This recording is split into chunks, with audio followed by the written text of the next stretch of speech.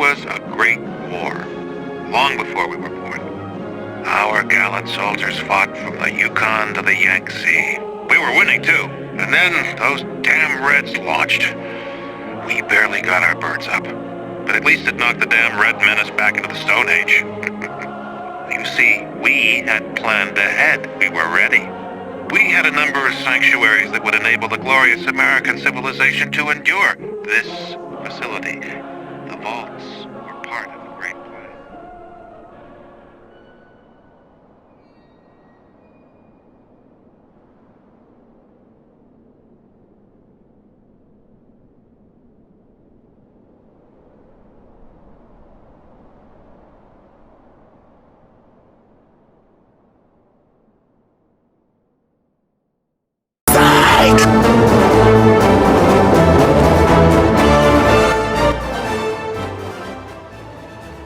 Sorry about that. The Great War destroyed the world within 2 hours.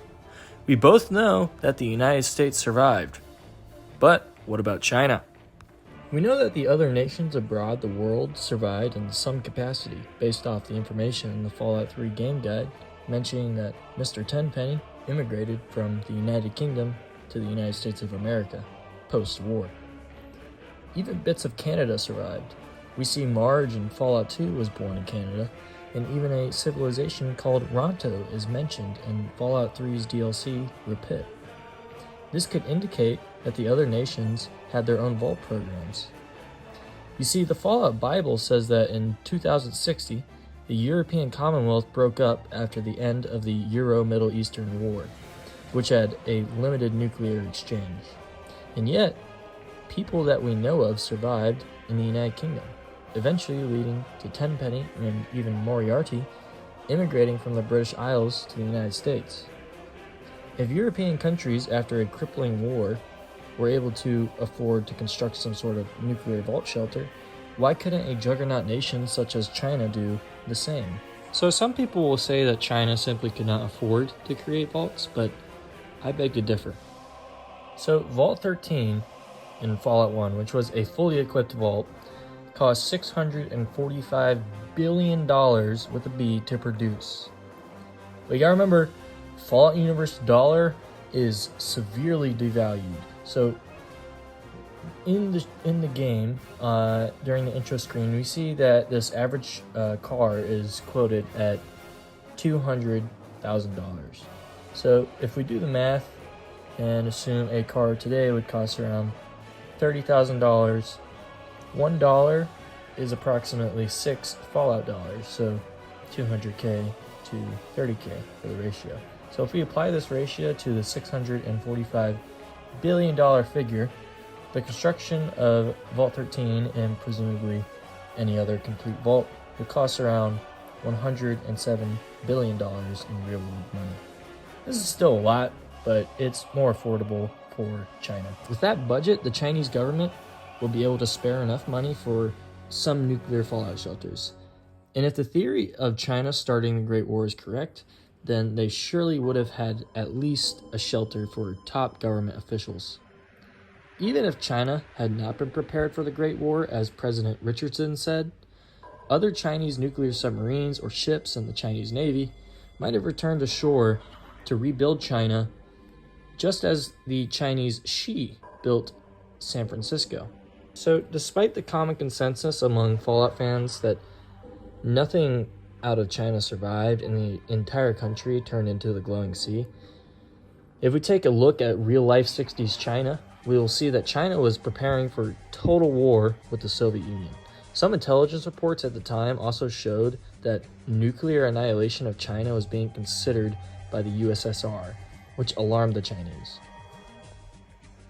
But what's less well known today and most relevant to Fallout, Wa Shin Se Tao, Tun Chi Shi Wu, Bu Cheng Ba, or dig deep tunnels, stockpile food, never seek hegemony. In other words, build a series of fallout shelters all across China and rebuild the country from underground. The never seek hegemony part is self-explanatory. You can actually still find some of these shelters today in cities and villages all across the country. So what this means is that even in game, if China has been nuked to such an extent that it's a more massive glowing sea, there's a good chance that China's population would have been safe underground. The conditions of Chinese vaults might be worse, and many would certainly perish due to lack of protection from radiation and lack of resources, but at least they won't be part of Vault-Tech's inhumane experiments and cruel shenanigans. This also means that post-war China might be in a better position, socially speaking, than post-war America. The Chinese would still retain much of their morals and values, as well as their political system and social structures, albeit in a less centralized way. With that in mind, let's dive into the canceled Fallout game set in Asia and the Pacific Northwest. Fallout Extreme. Fallout Extreme was a canceled squad-based first and third person tactical game for Xbox and PlayStation 2 using the Unreal Engine. It was developed by Interplay's 14 Degrees East division and was in development for several months in 2000, but it never had a concrete development team and therefore had not been developed past conception. The game was also never officially announced, and its existence was virtually unknown until detailed information about it was released on the website called The Vault in January 2010. This game could be played in first and third person. The player would control a four-person team and would be able to switch the active character, all of which had various skills at any moment. The team can consist of ordinary wastelanders from the Brotherhood of Steel, or super mutants, Native American shamans, or even Mongol warriors. There were both single and multiplayer modes. The game was not going to just be a shooter, but rather a game of action, tactics, strategies, where moving into position, planning, and falling back is just as essential as having the biggest guns around. The world map was divided into territories, each of which would have had different layouts, population of various enemies, different geographical strategic significance, etc. Strategy would come into play based not only on the tactics employed for a given mission, as the dynamics of each mission would be different based on whether the player entered the territory from the west, south, north, east. To get a particular territory, one could choose either to charge through an enemy stronghold or sneak around through the adjacent territories in order to flank the enemy. Missions would have been interconnected, and your choices would have had consequences. For example, if the player destroyed a bridge in the territory of one mission, the enemy forces might be weakened in the next one because of the lack of reinforcements. So conquering and holding territories with productive towns would be essential for establishing and maintaining supply lines. If there was a supply camp nearby, the player's access to various kinds of weapons, ammunition, all that sorts of jazz would be constant and reliable. The player would close off a territory, forcing enemy troops to pass through another territory, or an ambush could be set up. After completing a given mission, the player would move their characters to outlying camp areas, where new characters for the team roster, which was up to 16 characters, could be recruited, and different roster members could be assigned to active four-person team for the next missions. Members of the roster not on the active team could be sent as scouts to adjacent territories or deployed into newly conquered territories to hold the fort. If a character died, they would clear space in the roster, allowing the player to recruit new members. At any time during a mission, the player could switch and control any of their four squad members, each of whom had different perks and specialized in different weapons. In the meantime, the other characters could be issued various standing orders. However, characters also had personality traits that would determine how they would react under different stresses. Each character would gain experience points, which would allow them to increase their combat skills or unlock perks. Aside from the single-player campaign, there were going to be several multiplayer modes, including Team Campaign, Deathmatch, Capture the Flag, Assault, Squad Deathmatch, Squad Capture the Flag, and Squad Assault. So it's not clear when exactly the game is going to take place. According to the summary in the design document, quote-unquote, almost a century had passed since the Great War, but it's probably just an error that would have been fixed in the final version of the game. So the Washington Brotherhood of Steel, which was the once silent organization, as described, has been expanding and seizing more and more territory under their control. Their area influence stretches as far as Alaska, where the Brotherhood's new headquarters is now located. The Brotherhood's agenda leaves little room for the survival of radiation or FEV outbreak victims. Local humans are either drafted into the Brotherhood's ranks as cannon fodder or enslaved, and mutants are outright eradicated. It is the Brotherhood that the player would oppose during the first half of the game. Eventually, their iron-fisted rule would result in the revolutionary force known as the Cause to rise up and overthrow them. However, it would be revealed that the post-war Chinese Empire still threatened the former United States that the Brotherhood had sought to stop.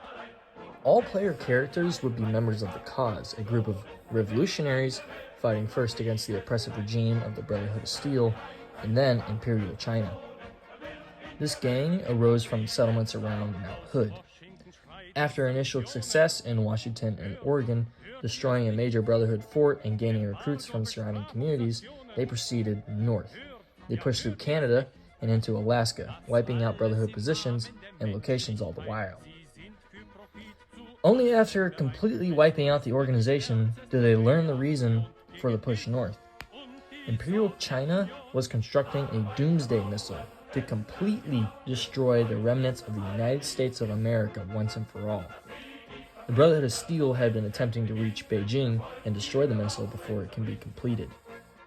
The Cause would adopt the Brotherhood's mission and cross the Bering Strait into the remains of Russia. They would pass through Mongolia, fighting a group of raiders known as the Horde of Huns, and finally reach China, where they would defeat the army of the Golden Tiger and the new Imperial Guard, kill the Chinese Emperor, and ultimately destroy the nuclear missile. The endgame would have taken place in the Forbidden City, where the Chinese Emperor resides. Also, a side note, the Forbidden City is a real place where emperors from the Qing Dynasty and Ming Dynasty resided between 1420 to 1924. Some other factions that you would encounter would be the Issaquah Nation, the Inuits, the Montauk, the Horde of the Huns, the Siberian Cossacks, and finally, the Army of the Golden Tiger and the new Imperial Guard. While nothing within Fallout Extreme is canon, Bethesda has had habits of taking from previously canceled Fallout titles such as Fallout Van Buren and the semi-canon Fallout Tactics. I personally think that a lot of the ideas in this game are pretty cool, such as Imperial China being a post-nuclear nation, or a nomadic Mongolian raider tribe, or the imperialistic chapter of the Brotherhood of Steel enslaving mutants. While the Chinese Empire may have been a bunch of ghouls cosplaying to relive their glory days, the Chinese government could still be alive and kicking. Should the Chinese Enclave be alive, it would be fascinating to see how they would interact with the post-war United States. By the point of the Fallout timeline that North America has meaningful contact with the rest of the world, though, humanity might be close to completely healing from the Great War.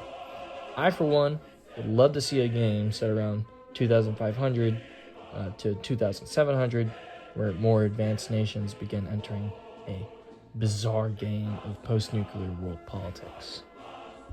If the rumors about Fallout 5 being set in San Francisco are true, then the Shi would surely be a major faction. The ancestors of the present-day Shi were the crewmen of a Chinese submarine, the Shihu Hongti, that has beached in San Francisco shortly after the Great War. Despite the extreme levels of radiation persisting in the burning ruins of the city, they managed to establish a foothold in the city, in the former Chinatown, no less. Gradually, the submarine was stripped of its subsystems as they found a new purpose serving the Shi, as the group of survivors came to call themselves. Eventually, even the Emperor, the submarine's mainframe, was moved to the mainland and installed in the newly built Steel Palace, creating from metal salvaged from the submarine. The Shi are one of the most advanced factions in the Waste, surpassing even the Brotherhood of Steel. They have considerable industrial capability, being able to manufacture high-tech weapons, both to equip their military force and for trade. Perhaps their most awe-inspiring feat is their ability to restore pre-war T-51 power armor to working condition and offer them for sale through affiliated merchants. The Shi are also very active researchers. They are nearing a breakthrough in the rediscovery of nuclear power and are considering methods of space travel. They have also learned to synthesize annual fuel using plant extracts, and sea life. Since integrating pre-existing pipelines to their fuel reservoirs, they can direct fuel to a number of diverse areas, including the PMV Valdez. New weapons research and insights into new polymeric combat armor with enhanced heat and penetration resistance looks like promising additions to the Xi's armament, particularly when viewed in the context with their construction capabilities. It is forecast that with vertibird schematics, a prototype could be manufactured in a year. In an additional year, mass vertibird production could be viable. While the Xi are descended from the Chinese, they are not communist. They are a feudal society with an emperor. Should a communist faction exist, it would be the Chinese remnants. Perhaps the Xi in Fallout 5 will seek reunification with the Chinese mainland. This is far-stretched speculation, but I could see a Fallout 6 being set in the Pacific Northwest or Alaska, and even a Fallout 7 being set in China, or maybe a DLC. As mentioned earlier, Bethesda has a habit of taking parts of ideas from non-canon Fallout games. A Fallout China would feature an Imperial Chinese ghoul faction and a Chinese government enclave. Should the Chinese enclave be as fanatical as the American enclave, they would likely seek revenge upon the United States. Given China's excellent stealth technology and infiltration into the United States via covert ops such as Mama Dulce's, the Chinese would have known about Vault-Tec, not only from infiltration, but from the public advertisements Vault-Tec made. It simply would not make sense for China to start a nuclear war if they knew the Americans were ready via the vaults. What would the point be? Though America might die in the short term, their descendants would survive and ultimately outlive the Chinese. No, there must be some sort of post-nuclear plans that the Chinese have. I can imagine an interconnected Fallout world where the global community has begun to form again. The Chinese government would attempt to annihilate the post-war United States, and factions such as the NCR or the Cause or some unknown force would fight back. Thank you guys so much for watching. This is St. Donald Binks, signing out. Embrace democracy, or you will be eradicated.